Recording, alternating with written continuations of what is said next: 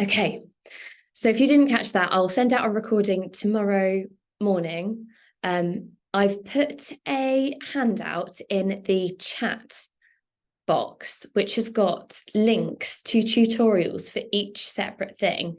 I'm going to cover and sort of do a bit of an overview, but if you have just got a subscription with us, or if you're just using this as a bit of a refresh, it depends how your school is laid out and what you want to do, whether you want to move children up a year group within your system or whether you need to add children and teachers from scratch. So that's one of the reasons I've made that handout. And it's got really detailed tutorials on how to do lots of things like setting assignments and things like that, which we'll go through today. So that should hopefully show you that in much greater detail than what I'll cover. So today we'll go through getting started with Spelling Shed. So I'll go through our lessons. Even if you are a current customer, you might not have used our new scheme yet. And I'll go through how you can set assignments, how to use it in class, and just the different features on the website. So I'll start by looking at getting set up, what's included in a Spelling Shed lesson, and then I'll show you the assignments feature and I'll do a demonstration on that because there are two separate ways you can set assignments within Spelling Shed. I'll show you what a Hive game is and how to set one of those up, and also the SPaG scheme that comes with a Spelling Shed subscription. And then at the end, I'll go through the website. If you've got any questions as I go, I'll have a little look at the end in the chat box. If you could put them in the chat, I'll see if I can answer them at the end if I hadn't answered them as I go through. So my name's Caris. I am the Education Success Manager at EdShed. I do a lot of talking with schools and helping schools get set up. And I've done many of these different webinars and also tutorials. So in all of those links, you'll hear my voice as well. Okay, so just a quick background of Spelling Shed. So it was launched and started in 2017 by Rob Smith and Martin Saunders. Rob Smith, you may have heard of, who established the Literacy Shed, which is part of EdShed. And soon afterwards, it became the #1 spelling app in the UK and across a range of other countries. So in 2019, we added the first version of our spelling scheme, which included a weekly spelling lesson and teaching resources. Now, this proved really popular, and we have well over 20 million children around the world who have access to Spelling Shed resources. So over the past half a decade, we've continued to research the best spelling principles and pedagogical practices, which has led us to develop a new spelling scheme. Now, this was available on our website last year. This year, we've taken off the old spelling scheme and have just got our new current one on there, as it's all been created and based around research. And I'll go through that in a bit more detail about how it's different today. So if you've not used our system before, our umbrella company is EdShed. So we have the EdShed Hub, which is the teacher part. So it's where you do all your admin, organise your children into groups, set work for children, which on EdShed we call assignments. You can view how pupils are getting on, whether they have played any of the spelling lists that you've set them. You can also do different things like create spelling lists and set those, and challenges and leagues. Then you've got the web game part. Now, this is the part that the pupils will access with their logins, and they can play our games. They can play lots of different spelling games on there to do with the spelling lists. You can also limit it so that they have only got access to the spelling list that you as the teacher has set them as well. And then separately to that, we have the mobile app, should you wish to get that. Now, this is an additional cost because it's managed by the relevant app store. The same logins would work. What's good about this is it works offline and then the data will sync, but it's completely up to you whether you want to use that or not. Lots of schools just use us for free through the browser. Now, depending on whether you're completely new to EdShed or not, there are two different ways that you might be reorganizing your account for the new school year. So to do this, you'd need to be something called an admin user. So if you're brand new to EdShed and you've got no pupils or teachers on there before, you will need to add pupils and teachers and groups. Children can be organised in groups on EdShed we recommend to do that in their classes. But then after that, you might want to organise them into spelling groups or literacy groups, so you can create subgroups within those as well. And you can do this via a CSV file or Wand. If your school has that, we do connect with Wand. Now, to do this, there's a quick start wizard on the homepage that can help you with this. And I'll show you where that is in a moment. Now, the teachers need to be ensured that they're added into the groups, because if they're not an admin user, they'll only be able to see the children if they are in that group. They won't be able to see any children at all if they're not put in the group where their pupils are. And then you'll need to give licenses to the pupils. So I'll quickly show you where those different things are, but in a lot more detail are the links with the handout that I put in the chat box.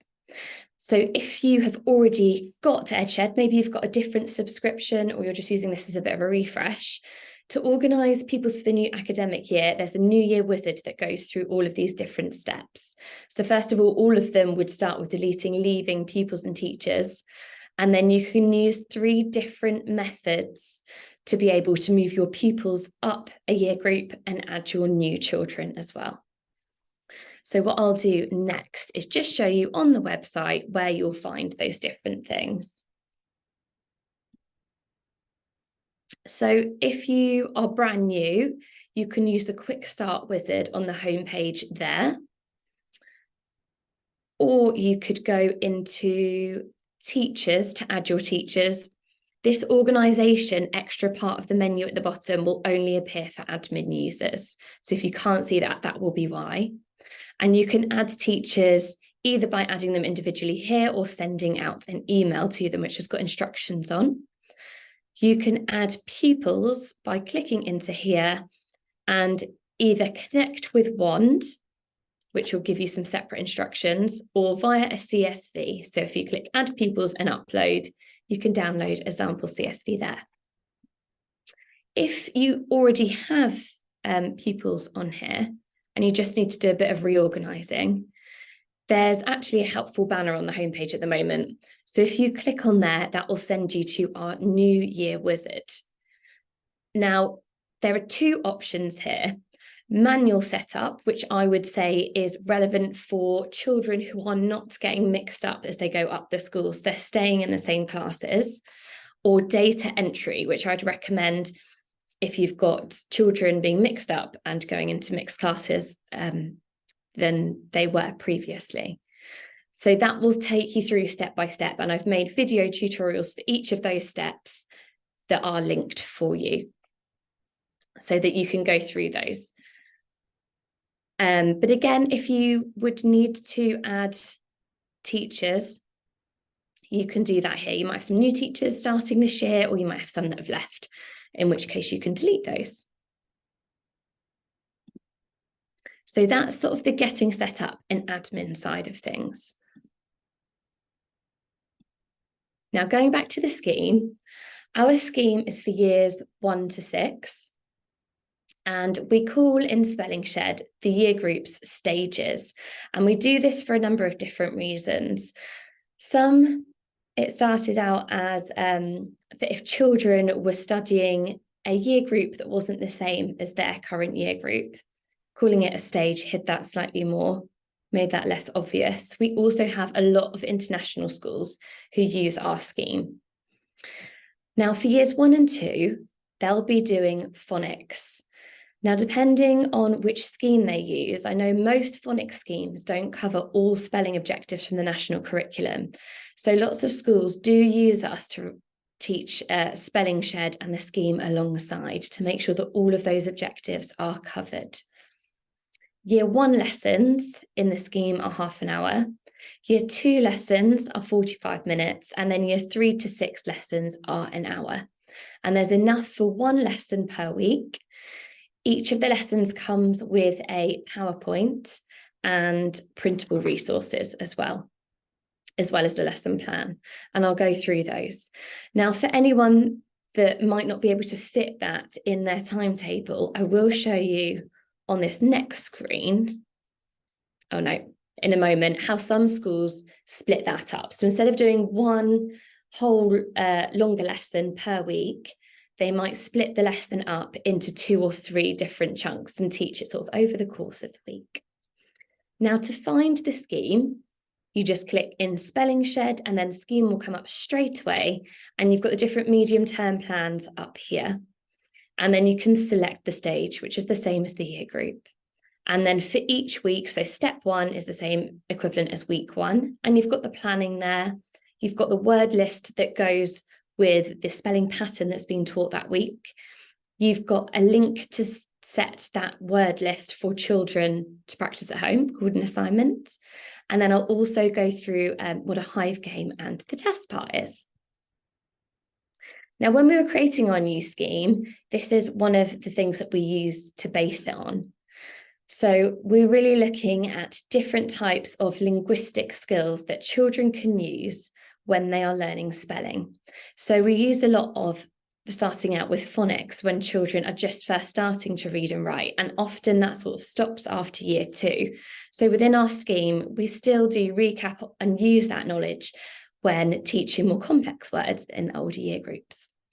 We also touch on skills such as orthographic knowledge and being able to map a word in lots of different ways to help understand and learn the spellings, as well as morphological and etymological knowledge as well. So really learning where the words have come from and their history, and as well as how small parts of words can change the whole meaning, such as adding prefixes and suffixes.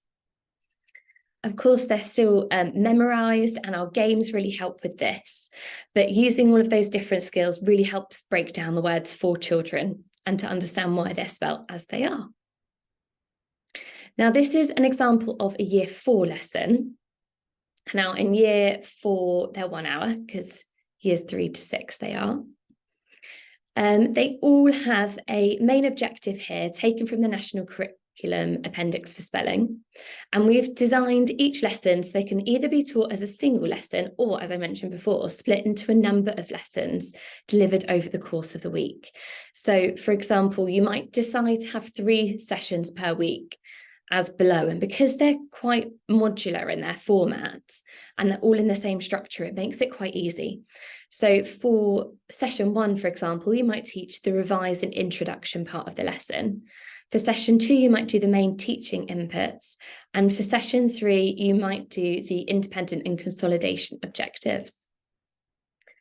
All of the resources are numbered, and these correlate to the printable resources as well as the PowerPoint. So it's really easy to pick up and put down as well. So if you did teach it over the course of the week and you had another teacher come in to take your lessons, everything would be there, and it made sure it's really consistent and easy to just pick up and put down as you wish. So to go through these, each week a set of words is provided, which are example of the spelling pattern being taught that week. We really try to move away from just simply teaching a list of words for the children, which is why we've got this brand new spelling scheme. We're really trying to explain and teach the pattern rather than just a set of words by rote. And then we've got our revise parts. So each lesson has a revision section, which should last about 5 minutes, and they'll revisit sounds and spelling patterns from earlier in the week. So they're constantly recapping prior knowledge. And then we have the introduction, where they're introduced to the words of the week, and an explanation of how the words are linked. The lists are organised by spelling patterns, and this section is designed to take about 10 minutes. And there are a number of different activities that might be included in the introduction that also might feature in the main teaching input. And I've got a couple of examples of those that I'll show you in a moment. Now, the main teaching input is designed to be about 20 minutes. So here you'll explore the words and examine aspects such as the number of syllables, tricky sounds, morphology of the words. And there are a range of activities that appear in the introduction and main teaching input of the lesson, which we will go through. And then the independent part, which is designed to be carried out by pupils on their own. So it could be immediately after the teaching input, it could be in a different session, or you might get them to do it as part of some home learning. It's completely up to you. Each activity should take about 10 to 20 minutes to complete.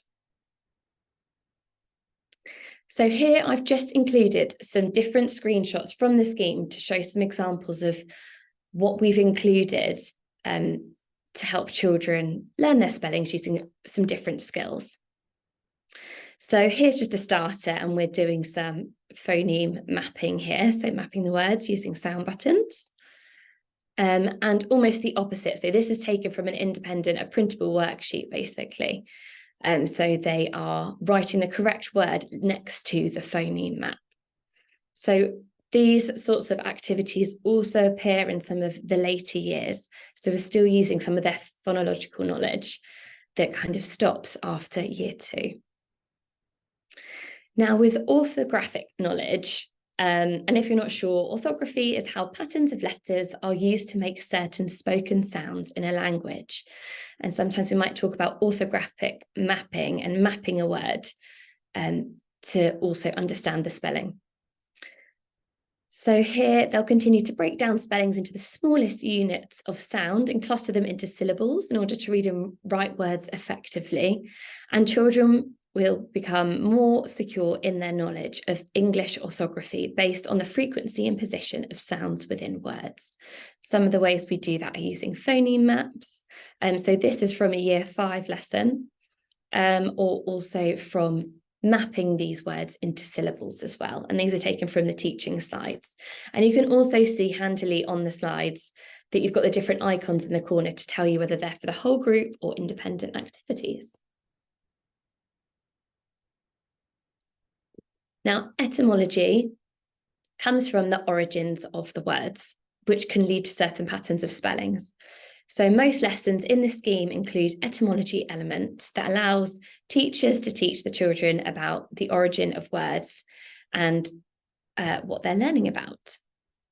So here, looking at being able to look at in, meaning not, and how that might link with the different meanings of the words. We also have different slides, such as this one, that look at where the different parts of the words have come from and being able to study them in that way. So that one's from a year 4 lesson there. And then morphology, which describes how words are structured into subcomponents to give meaning. So children will study words, word parts, their meaning, and how this affects spelling. There are lessons throughout the scheme that consolidate children's knowledge of common morphemes, such as root formations, prefixes, and suffixes. And here's a bit taken from a year 6 lesson plan and a year 6 teaching slide. So making different words out of the base word and adding prefixes and suffixes to that. For every year group, we've got a medium-term plan, which shows the objectives and then the words which go with that objective, which is just a really nice overview for you to be able to use for organising your curriculum. And we have those for every year group. That's an example just of a year 5 one. And then in addition to our usual medium-term plans, for year 1 and year 2, here's a snippet of the medium-term plan I've taken where it merges phonics shed and spelling shed together. And it shows how they link side by side, week by week, as you go through using a phonics scheme and spelling shed together. So even if you don't use phonics shed, you might use a different phonics scheme. You might want to use that as sort of a nice foundation into how you're going to map out and meet all of those different objectives alongside phonics. So what I might do now is just quickly show you where all of those things are found.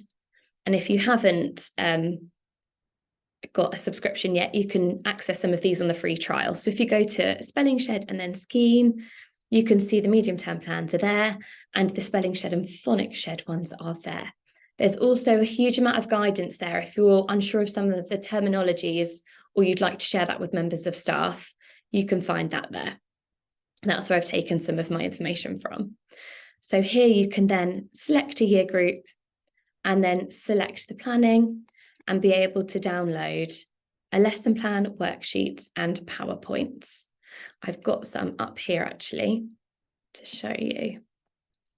So here's an example of a year 3 lesson and then the accompanying just the accompanying printable worksheets, which you can see here.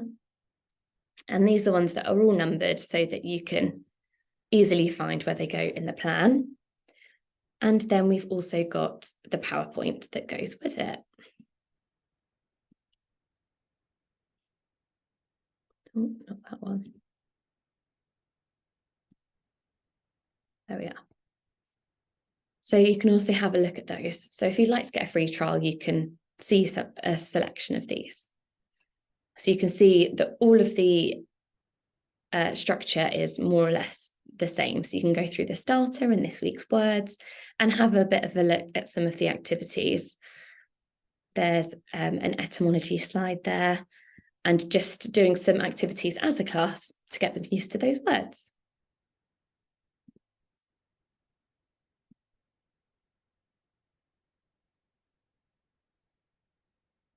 Okay, so in terms of the lesson sequence, they are all planned to build upon prior knowledge. So they're ordered in that way for a reason. So we recommend stick to the numbering for the progression. The only exception to this is for year 6, where the first 10 lessons are based on challenge words. And I'll touch on what that means in a minute. So that statutory words, which are what we call challenge words within the scheme, they can be learned prior to any statutory assessments. So teachers can choose to focus on these to start their sequence of learning at lesson 11 and revisit the challenge weeks as and when appropriate to their cohort. That's the reason that we've put the challenge words at the beginning. And what these are challenge weeks or challenge words. They're made up from the statutory word list found in the National Curriculum English Programme of Study, the Spelling Appendix 2. So they might be words that don't fit particular patterns. So stage 2's challenge words are the common exception words found on page 10 of the appendix document. Stages 3 and 4's challenge words can be found on page 23. And for stages 5 and 6, they can also be found on pages 23 of the National Curriculum Spelling Appendix. And these lists appear throughout the scheme every 6 weeks, apart from stage 6, which is different.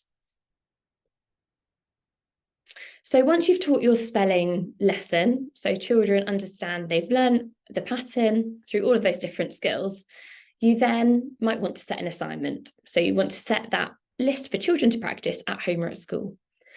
And this is the way that we set any work within EdShed. So assignments are shown on the main game screen, and there is an option to limit lists. So only active assignments are seen until the required games are played. So I'll show you what that means. I'll demonstrate an assignment in a moment. Assignment sets can be used to assign multiple lists automatically, so you don't have to worry about going in each week to set those. And pupils have an assignment rank, which recognises accuracy as well as the difficulty they've played on. And they're small icons, which we've put here, which change. The more they play, the more they get correct, and the higher the difficulty. So I'll just show you what assignments are and how to set those. Let's get out of here. Okay, so if I go down here to assignments, it will look like this. So if I click create, you can see a single assignment and assignment sets. Now we're at the beginning of the year here, so if you know what stage lists that you want the children to practice, this would be a really good time to set an assignment set. And I'll show you that first. So this is only available for setting spelling lists. So you choose the stage that you're going to be teaching and they're going to be learning. So the year groups, so if I go for year 3, that will then bring up all of these different tiles, which are all of the lists in our whole scheme for year 3. So then I can click a start date. So if I go for yesterday, each one of these tiles is then worth 1 week. So it's all 7 days, and it's push them all across. So they're all automatically set for 7 days. You can only set it for a whole group, but you can create subgroups if it's not appropriate to set for your entire class. That's absolutely fine. So find your group and assign it. And you can set it for more than one group as well. Then you've got different things underneath here. Depending on the year group, you can choose whether you want them to practice it with all letters or graphemes. So in some of the easier modes in the games, you'll have graphemes on tiles rather than individual letters. And then you've also got this button to click, which says limit lists.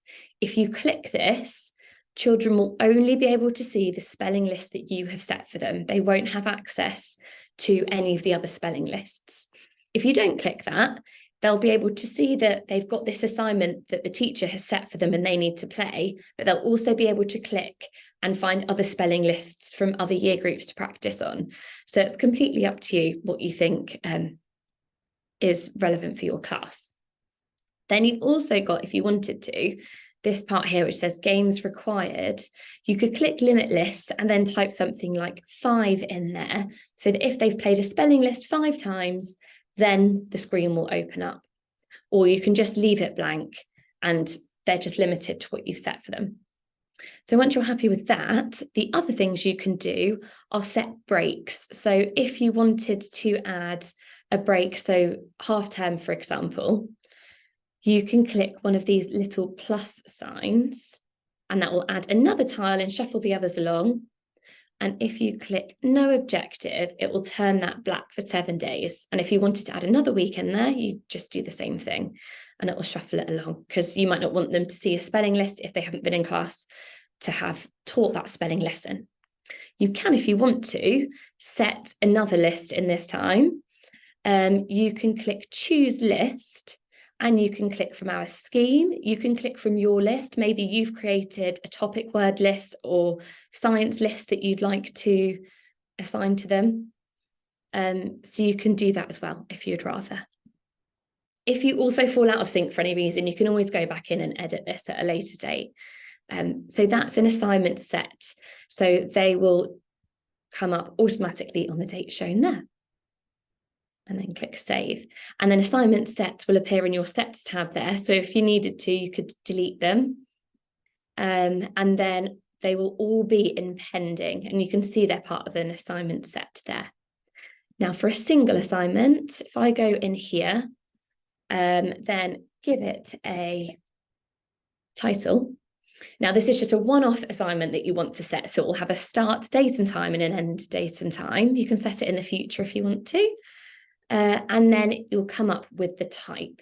So for a spelling list, it would be spelling games. It, of course, depends what subscriptions you've got to what you will see here. You have also got, which I'll go through at the end, our SPaG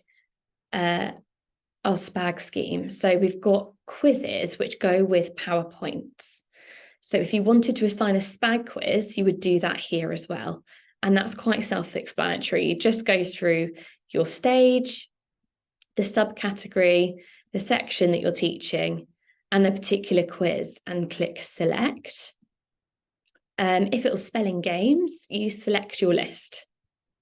You can also select from your lists or something called favourite lists. Favourite lists are essentially lists that have been shared with you. So if you make a list and it's relevant with your maybe you've got 2 classes per year group, you want to share it with the other teacher. If you set that as a favourite for them, that will appear in their favourite lists section. So you can share spelling lists you've made as well. And then if we go with list 2, so that would go with week 2, and then you get the same options here, whether you want to spell with graphemes or letters, whether you want to limit options or not. Then you can select the pupils you'd like to give it to. If you have any of these, that means they don't have a license. That's what that would mean. You can set it for all of them, or you can also set it for just a couple. And then you can also add teachers here. So if you are, maybe you've got a job share, or maybe you've got a teaching assistant on here and they need to be able to see if children have accessed and played their spellings, you can add them in here for them to view it. And you can see that that's a one-off assignment because it doesn't say set there. So once you've done that, you can click on details and monitor how children are getting on. So you can see who they are, That will take you to the spelling list if you click on that. The games played, their assignment status, which might have changed, the percentage they've got correct, speed, difficulty, all of those different things. If you're not sure about the statuses, they're all explained at the bottom there. So they are assignments. That's probably what you're going to look at the most each week to see how children are getting on with their spellings. Right, so if I go from there.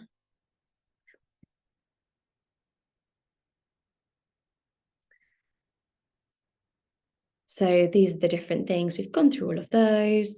This is what some of the assignments results might look like. And then we've got the pupil game side of things. So this is what a screen would look like if a child has got an assignment. You can see there's a notification there and where their assignments are.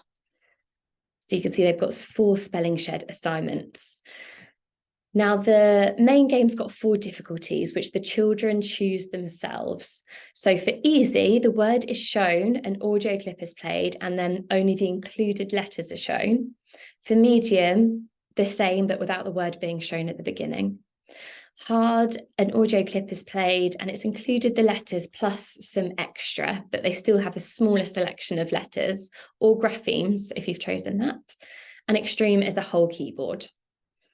And then there are a few different types of bonus game as well here. So you've got all of those that are there to practice those word lists that you have set, but there are also some extra ones. So you've got missing word, beekeeper, which is very similar to hangman, buzzwords, which is very similar to boggle. And this is what it would look like if you hadn't limited the list. So you can see that they would have access to some of the other stages. And here are lots of our different games. So all of those top games would, they would practice their given spelling list on those. And then you have Hive games. So you might have set the assignment for the whole week. Children have been playing it and you've been monitoring it. You might want to put that assignment screen or the leagues on in the interactive whiteboard in the morning to just promote a bit of a competition. And then if you are a school who still likes to do a spelling test at the end of the week, I know some schools are stopping doing those. This is a way you can do that to make it a little bit more exciting. All children will need a device, so it depends whether that's suitable within your school. So teachers control the Hive game from their computer. You can choose if you want a league table shown in between rounds or not. The teacher will always be able to see how the children are getting on.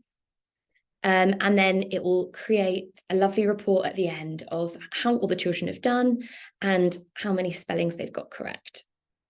So I played one earlier and just did some screenshots. So my right-hand side is the teacher screen and the left-hand side is the pupil screen. So the teacher, you create the Hive. I'll show you where to do that when we go onto the website.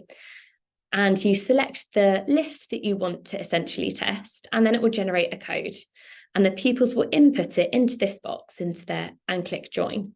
And you can see as the teacher then, all the children will show up underneath, and you can wait until they're all ready. They'll just have a waiting screen, and then you can click start game. And then it will read out a word. So in this case, I think it was party. So the children would type that word in, and then you would be able to see as the teacher who's got that right and who's got that wrong. You can disable the children being able to see that. They don't have to be able to see that. If it's a test, it's probably not appropriate. If you were just doing a competition, you might want to keep it on.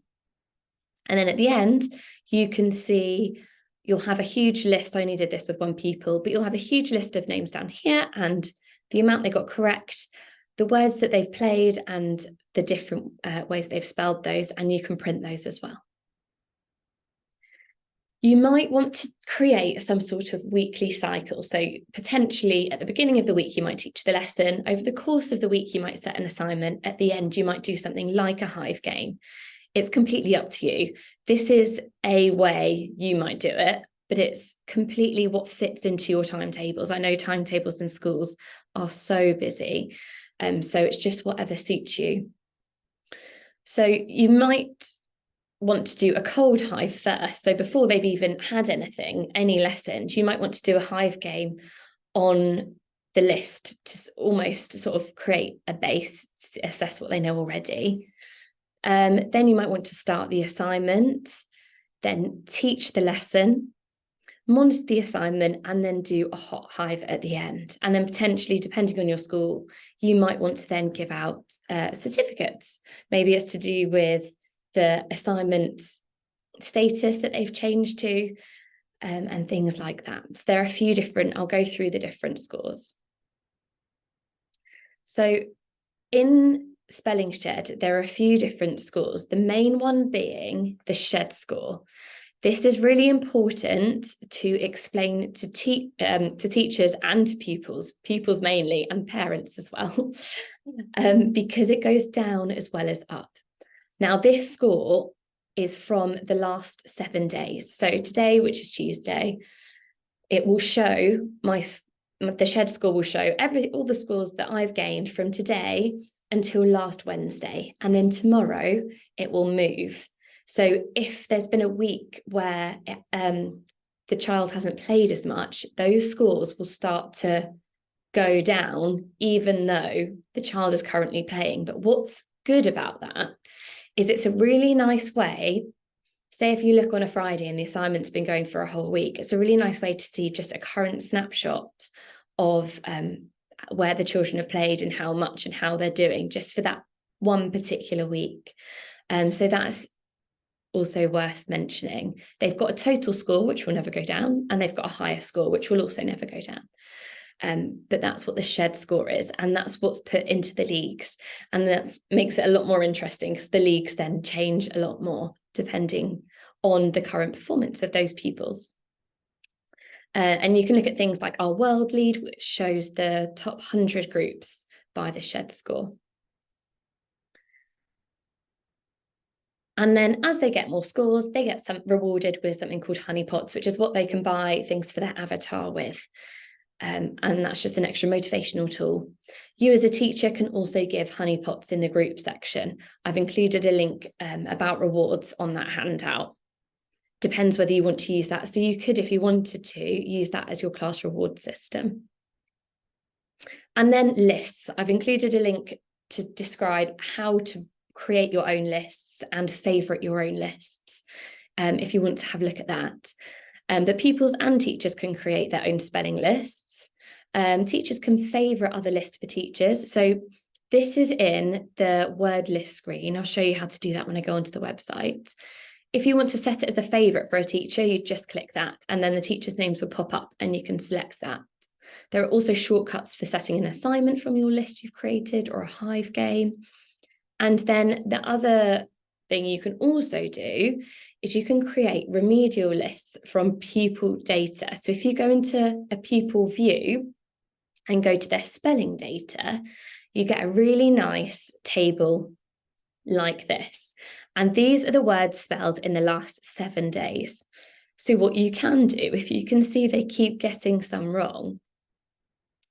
Now, this is obviously quite a timely thing. You might have some focus pupils on perhaps, or just do this once every so often. But you can then click into these next to each word and then click create list. Name it with their name because it will be in your lists. It will just appear in there. So you'd need to know which pupil this linked to. And then you can set it to them as an assignment. So that's just another extra feature that you can use. Again, that's how to do that in greater detail is linked in that video about word lists. And then our SPaG resources. So if you go into Spelling Shed and then instead of scheme, click SPaG along the top, these are then split into different year groups and then different subcategories. There are also extra SATs practice for those relevant year groups as well. We've got some new games coming as well for SPaG, which will just be included in Spelling Shed if you've already got a subscription. So that's really exciting. And the quizzes, you can also download as worksheets. So there are just 2 things that come with SPaG. There are PowerPoints and there are quizzes you can set for the pupils, which I showed you earlier. And you can click on those in there. If you have any further questions, I can see I've got a few questions on here and I just will quickly go through the website. please email support@edshed.com. If you wanted to have a look at the prices, if you don't have a subscription, I've just popped them here. Depending on how many pupils you have, the price per pupil does go down. So what I'll do next is I will quickly go through the website. Right, okay. So in Spelling Shed is where you'll find all your teaching different things. So you've got word lists here. This is where you will find your lists. So if you want to create your own list, you can find that there. Any lists that have been shared with you. And then our spelling scheme, you can select that there. You can also duplicate our lists and edit them if you wanted to do that, needed to do that for any reason. And then SPaG is there. In terms of data, you've got the assignment data. If I go to groups and click on details, I can also go to spelling data, and you can see something called a competence grid. So if I click on, this is my test account, so unfortunately there's nothing really to look at here. If I click on a year group, at the top are all the spelling lists for that year group, and it will populate with different information and coloured circles from red to orange to green down here. So you can see how the children are getting on when they've played each of these different spelling lists. In terms of going a little bit further, if I click on an individual pupil, let me find one that I've potentially played as. Usually play as Scary Spice. So if I go in here and then go to spelling data, here you can see the words I've spelled in the last 7 days, and that's how I would create a list for that. I can also see different competence, so I can select a list and see how this child, how many times they've played it, and it will show hopefully that they've improved.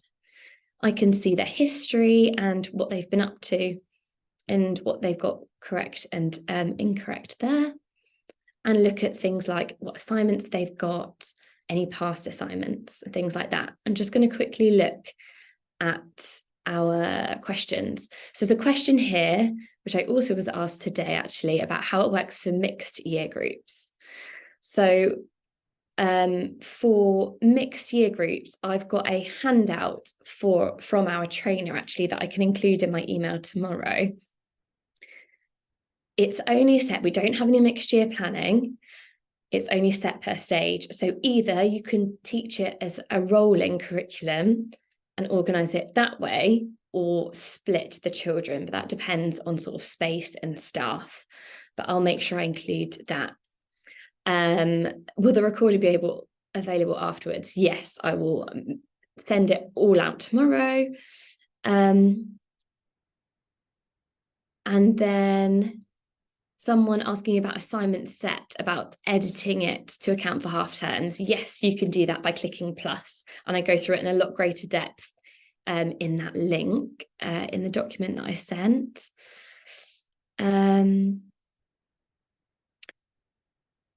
Hive games, do they need the app? No, they can just log in on the website. And then someone else has said, during Hive games, can you set some children to have it easy, a different and easier level? Yes, you can. So for an easier level, let me go to Hive games.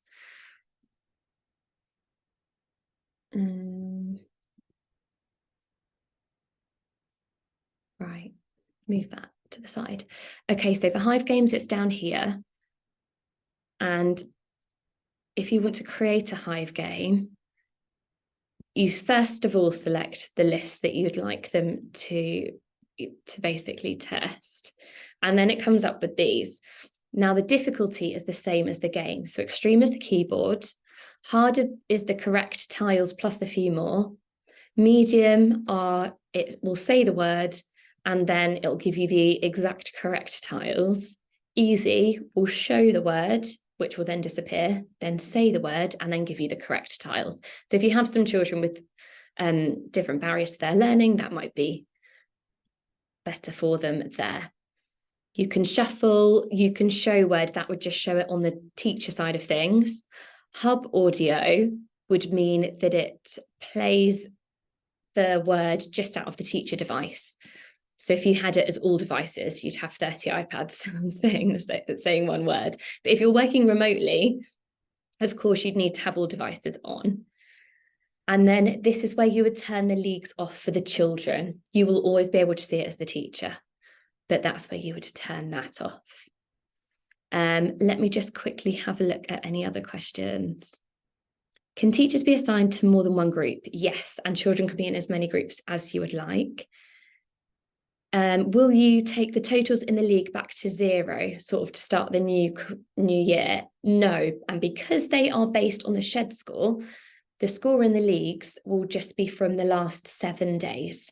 So if they haven't played at all and you just wanted to start from a particular date, that's what it will show. But the assignment would be different. If you wanted to just monitor the assignment, that would just be on the spelling list that you have set. Do parents have to pay for the app?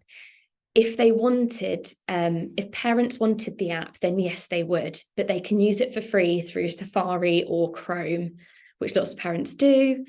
Quite a few questions about mixed age advice, so I will send that handout tomorrow. I think that's everything. There's a couple just about particular schools and setting assignments. I'll get back to those individually, just so I'm not answering individual questions about different accounts over our webinar. But I think that's most of the different things. I've included loads of other links on that handout, so you can have a little bit more of a look at challenges and leagues, things like that, if you wanted to have a look at. But there's so many different features that I think if you just start with the scheme and getting to grips with teaching and using the scheme consistently throughout school, and then starting to set assignments, that's probably the best place to start.